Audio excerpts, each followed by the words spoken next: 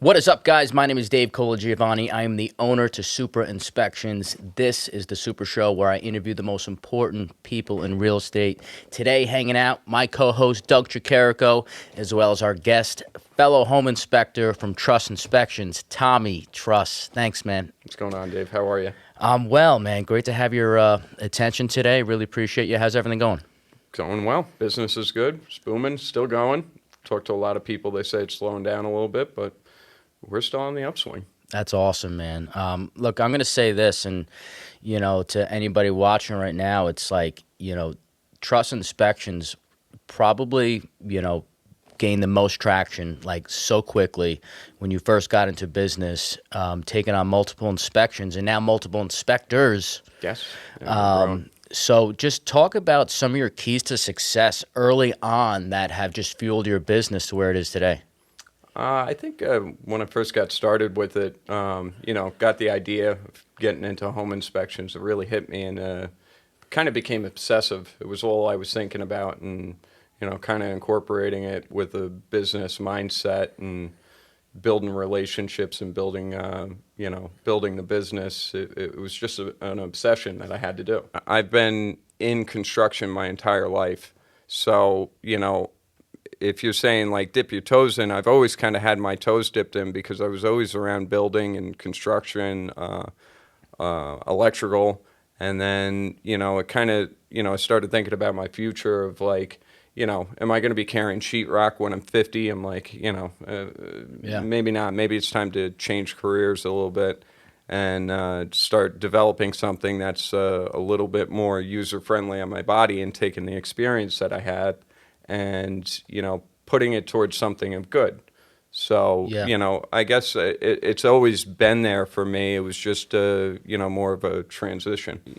It took a little bit because you got to get licensed. You got to set up the business.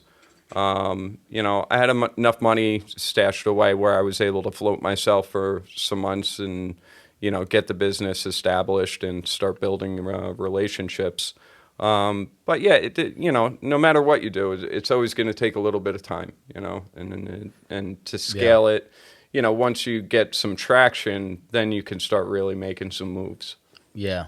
So like as home inspectors, like a lot of times we sort of specialize in, parts of the inspection that we just through previous knowledge, give us a little like an upper hand when it comes to inspecting, say, like the boiler or inspecting, exterior stuff. What seems to be like your specialty? What could you inspect before before you even got into home inspections? What was your expertise? Well, I was always very well-rounded in the construction industry. I started very young when I had my daughter when I was almost a teenager, and I was kind of forced to be working full time doing a lot of side work. So I kind of tried couple different trades early on in my career before I focused on electrical and carpentry. So I was just well-rounded at that point, Yeah. and it really comes down to systems and staying educated on the new stuff that's coming out. So you're always Yeah. wanting to teach yourself, and you're always wanting to learn about the new products coming out.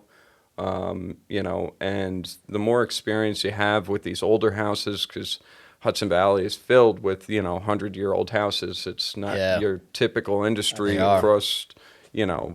across the United States. There's a lot of new developments out that way, and there's new developments here. But being experienced with historical houses is definitely a huge benefit. Yeah, without a doubt. And then like differentiating between like renovations and like the original house. Yeah, I see that all the time. It's just we always point it out like, well, that's the original house, and here's the extension they built in 1985. yeah, yeah. Well, that and with Yeah. these old houses, you start opening up these walls, you never know what you're going to find. No, yeah, without a doubt. You never know what you're going to find because, you have to get into the house, and you're not going to know right away. You're going to have to get into the house, and as you go through the house and start looking at the house and figuring out what time frames, what additions went on what. You also got to be educated. You know, you got to be educated in what years did they start insulating the outside walls? What years did they Yeah. start putting insulation in? What years were the bad years where, you know, they were using products that are harmful in today's world? Yeah, You know. without a That's doubt. funny because when I was younger, my dad put an addition on our house, and we lived in this really old house. And when he opened up the wall, that was the exterior wall. Now it was in the sunroom. Yeah. They had crumbled up newspapers in the wall for Oh yeah, insulation. yeah. There's areas actually that I've come to be familiar with where, you know, back in the 30s and the 20s that you know they were around brick factories and they used bricks inside the walls. As an Wow. electrician, that was super frustrating. Oh my god, yeah. Yeah, Well, so- this is the area for bricks. I heard their bricks were like kind of made over like on Route 9. Wasn't Yeah. there a factory over there somewhere? Yeah, Montrose area. You got it, Had yeah. Yeah, that was a big one. This is where bricks came from. Yeah. Came from New York. Stone that was used in the, I believe, the Empire State Building came out of Thornwood. Oh yeah. Oh, I Yeah. bet. See, like, and just talking about stuff like that, it's like, you know, you start to gain knowledge on like when those products were used. So when you're going through a home inspection, you could be a little bit more zoned in on what could possibly be there that you can't see, because we all know a home inspection is visual. So, you know, it's about getting the client as much information as you can, you know, so they can anticipate it. You know, it's one of the scariest things in general in life, we could all agree, is the unknown. So when you're going to buy a piece of property that's probably one of the biggest assets of your life, Yeah. you know, so it could be a very daunting, scary situation. Now, for us, we, you know, obviously going through and building an inspection and protecting our clients, you know, we got to coach them and, you know, calm their nerves and give them as much information as you can, so it's less of a scary situation for them.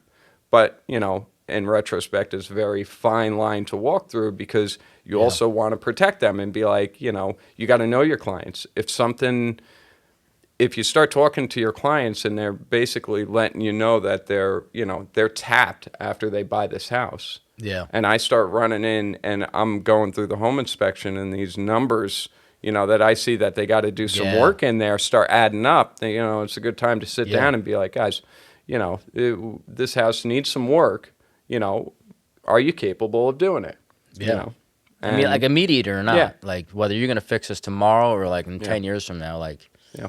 doesn't matter. Yeah. Because then you got to think about like the cost that something is gonna cost in 10 years from now.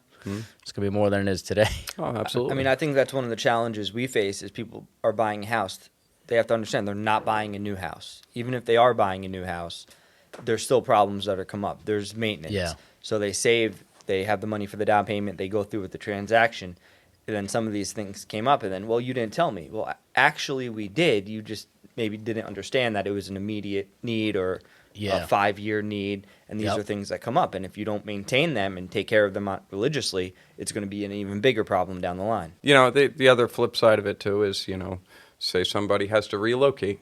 You know, they purchase a house, and in a year they got to Yeah. change jobs. You know, if you didn't have, you know, you didn't have enough time to, you know, be able to make those changes to the house, and you put it back onto the market changes, could be harder to sell. You know, might Absolutely. put you into the hole a little bit. So, you know, Yeah. and you know, if us as real estate professionals are able to translate that to the client, so they're aware of it, you know, they can make the decisions. We don't have to make it for them. You know, Yeah. it's all about just bringing awareness. So like Doug, like when you're, you know, when you're looking for homes with your clients, do you try to match up homes to clients that based on like, you know, sometimes like a home has maintenance needs that, you know, you don't think people will be able to keep up with, or repairs that they won't be able to pay for? Like you know, how do you, you know, find that sort of happy medium of trying to match up homes with clients? Is there even such thing, or is it just kind of throwing everything else, everything out there? Trying to get an understanding of their background. I mean, for me personally, I have a lot of contacts in construction, so a lot of things that I see that need some work or whatnot, they wouldn't necessarily scare me away. Yeah. But a lot of millennials and the younger generation now that is getting into home ownership and looking for houses, Yep. they typically don't have that background.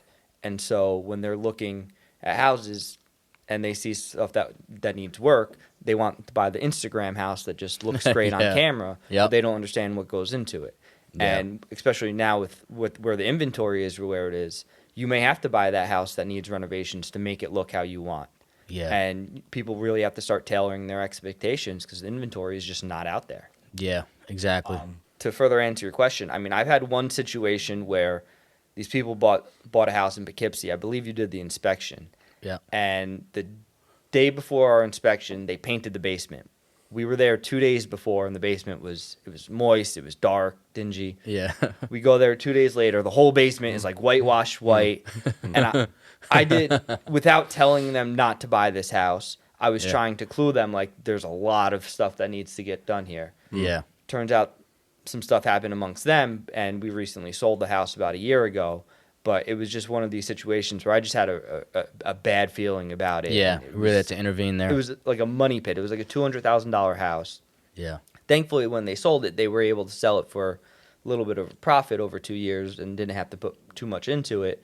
But there was a lot of kind of red flags there, and trying to raise those without being offensive or Yeah. that's always a challenge. I mean, as a home inspector, how do you go about raising flags? But sometimes people take minor issues and blow them up into major catastrophes, or they even overlook major catastrophes and think it's more of a minor issue. You know, I usually like to use the phrase, there's like 3 different contractors, right?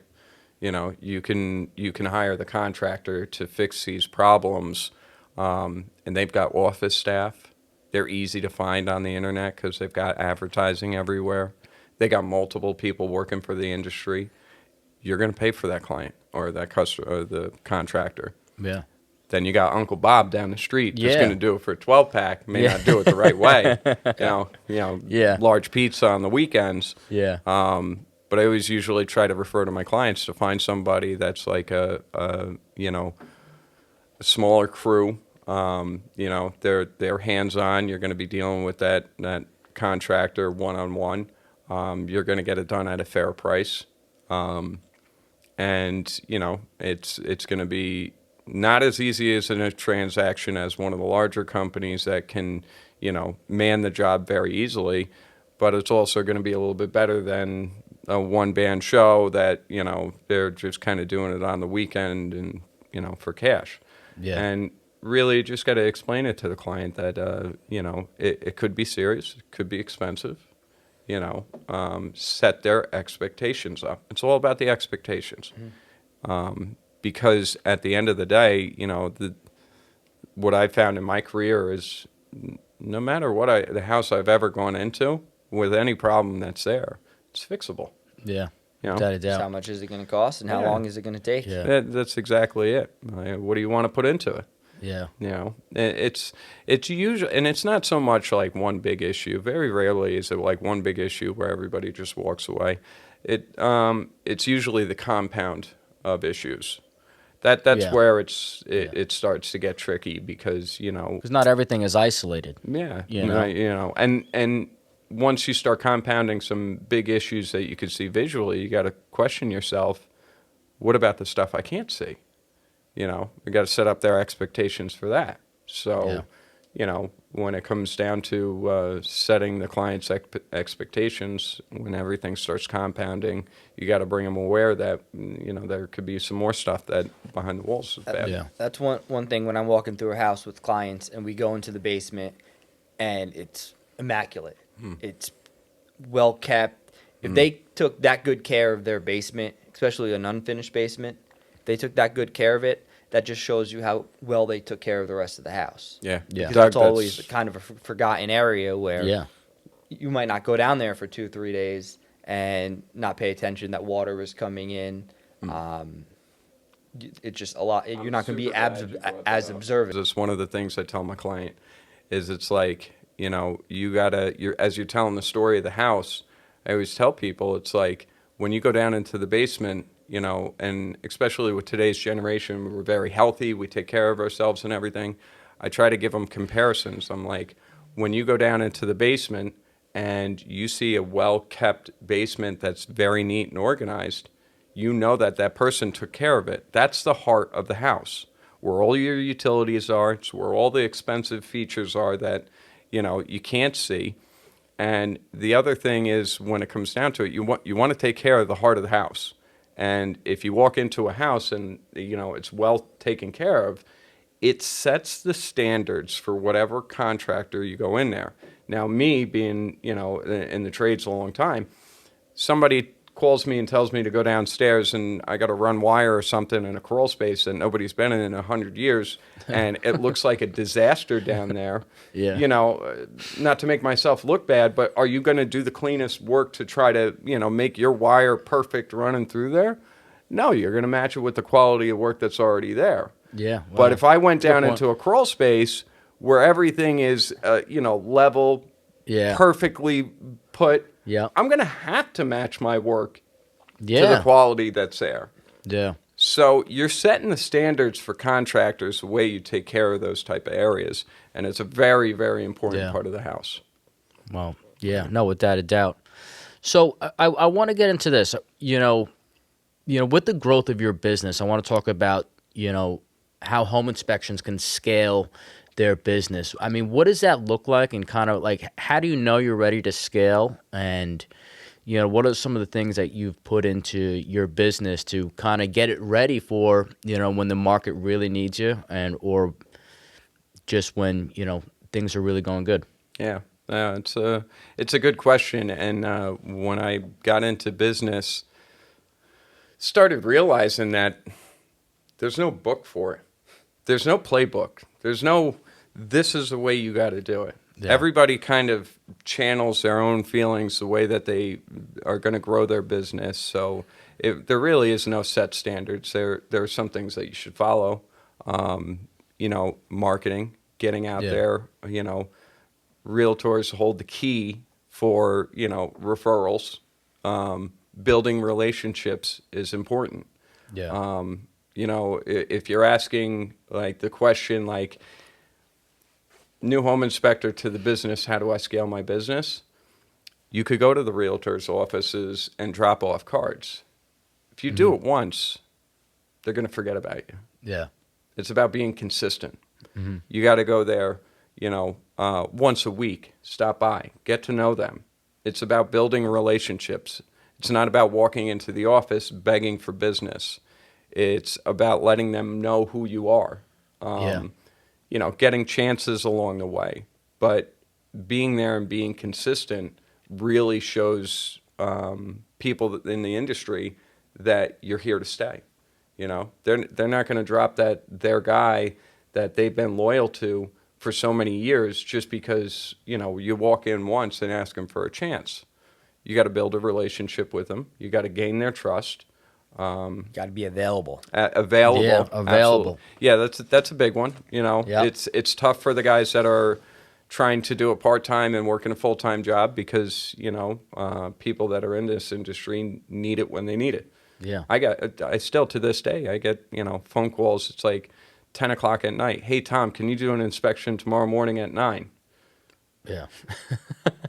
Yeah, right. And that right there is a situation where Yeah. I never thought that I was going to hire other inspectors, that I started realizing that I'm like, to become a business that's going to succeed and, you got a lot of demand, you got to have options. Yeah. No matter what, if you're trying to stay busy, and do this full time, you got to be able to get people answers. You got to be available. You got to be able to Yeah. get them scheduled when they need to.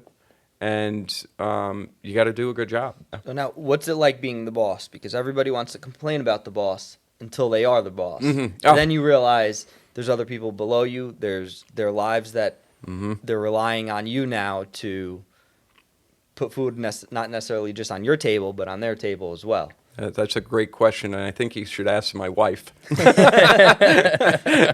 because she's picking up all the pieces when I'm running 12 days a week, 12 hours a day, and 7 days a week. I mean, she really picks up the slack for my home life because at the end of the day, this isn't a 9 to 5 job. Real estate is not a 9 to 5 job, no matter what area you're in. I get phone calls at 10, 11 o'clock at night, and then Wow. I look Yeah. over at my wife, and she's just rolling her eyes. She's like, go ahead, whatever. Yeah. So I hope to see her comment in the comment section below. Yeah. Without a doubt. So, I kind of want to finish with this question here. It's for both of you guys. About realtor relationships. I mean, how do you really solidify relationships with realtors? Trying to make long-term connections with realtors. I mean, what's your approach to to basically gaining their business? It's all about the relationship, and really, it's about being selfless, where you're genuinely building the relationship.